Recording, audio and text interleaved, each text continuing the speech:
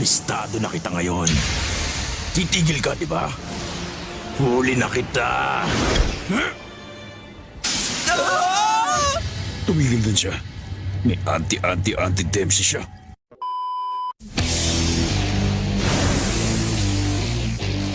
Finishing move nga ba talaga yan? Pag-ewang-gewang lang naman ang ginagawa niya dyan. Tatapusin ko ng paghihirap mo dito sa tanang ito.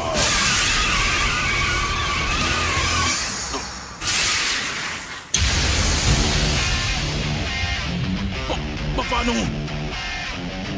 Bigla na lang siyang tumigil. Lagot! Hindi ko na mapigilan!